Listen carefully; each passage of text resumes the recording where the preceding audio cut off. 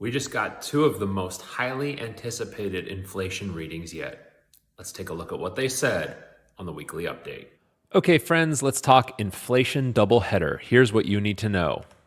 First up, the latest reading on producer prices, that's the PPI, and consumer prices, that's the CPI, just came out this week. So we've got a good sense of where inflation is at. So let's take a look at the data. We're going to look at producer prices first, and you might start to ask yourself, well, why do producer prices even matter in the first place?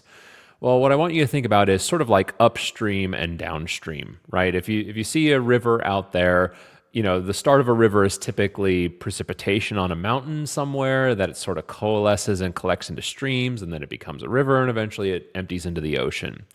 And the way that you want to think about inflation in this sort of schematic is producer prices are up here at the upstream, right? So what happens to the costs that businesses need to pay to produce their good or service, that eventually gets into the consumer prices, right? Because if cost of doing business is increasing, and theoretically, if I'm running a business, I need to turn a profit, that means that what I need to charge my customers eventually needs to rise as well. So that's why we look at producer prices in the first place.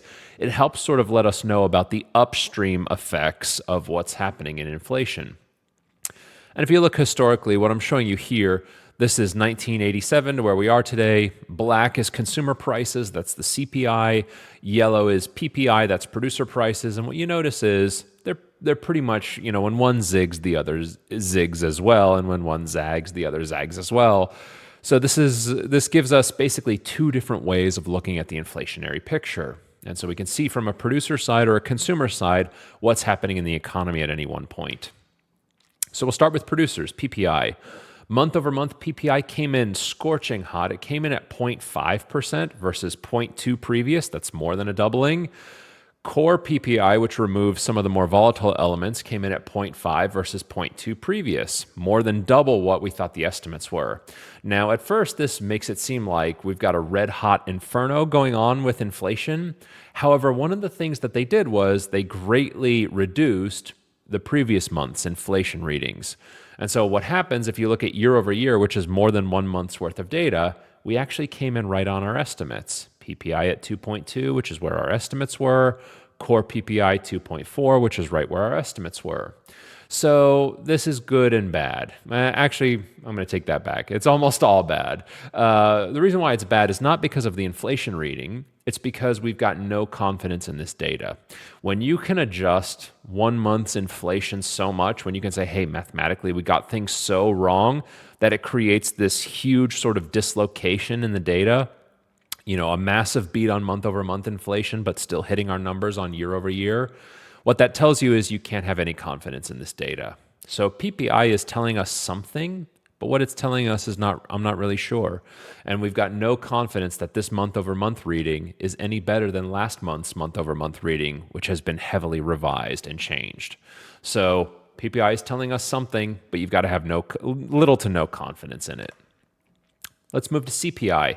CPI pretty much came in as expected. Month over month was 0.3. Our estimate was 0.4.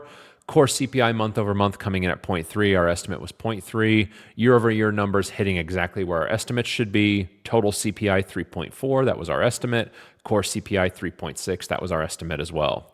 Now, these numbers are not good, and you've got maybe a little bit more confidence in these sorts of numbers.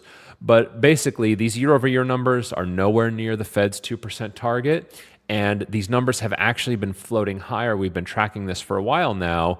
Basically, the bottom of inflation came in around December of last year, and we've got several months now where the inflationary trend continues to strengthen and move higher.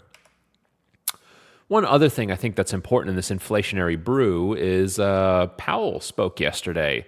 And I've got a whole bunch of headlines here on the screen. We're just going to take them one by one because this gives us really good data as to where Jay Powell is at right now. First up, inflation in Q1 was notable for the lack of further progress. Cool. Jay Powell sees what we see. The disinflationary trend has ended, and even if inflation isn't heating up, it stopped going down, and we're still at a very high level. Here's another headline from Jay Powell yesterday. Non-controversial to say U.S. fiscal policy is on an unsustainable path.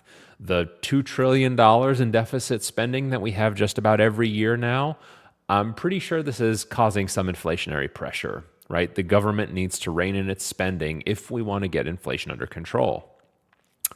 Here's where he starts to give his own report card a little bit. Restrictive policy may take longer than expected to bring inflation down. What does this mean? This means higher for longer. Another way of saying that is rate cuts are probably going to be pushed further and further out. And then he starts to talk about, sort of some of these data issues that we're seeing this week. Housing inflation has been a bit of a puzzle. Well, I can promise you don't want your central banker to be puzzled about economic data, but this one's pretty clear to me. When you jack interest rates higher, home builders stop building, and when you have a whole bunch of illegal immigration, there's a demand for housing. You're not going to get lower housing prices or lower rent prices with a mixture like that, right? You need more supply. We need a supply of housing to bring down housing inflation. Asked if inflation will prove more persistent, says the Fed doesn't know yet. And so here he's starting to maybe mark down his results or what he thinks is happening in terms of inflation. They're starting to open their mind to the possibility that inflation is going to be a little bit tougher for longer. So what does it all mean on our inflation doubleheader? Well, producer inflation readings, that's the PPI, were mixed, and our confidence in this data should be low, so it's not telling us much. Consumer inflation remains stubborn, continues to rise. Correctly, Powell is showing a fair amount of confusion at the data and maybe some doubt as to policy efficacy. And so what this all means, I believe this means rates stay higher for longer and rate cuts continue to get pushed off into the future. So there you go. That was our inflation doubleheader. I'll see you this weekend for the markets review. See ya. Okay, friends, that was the video. I hope you liked it. If you found it informative, good, entertaining, I'd love if you could scroll down here beneath the video and give me a like there. It helps us out with the algorithm.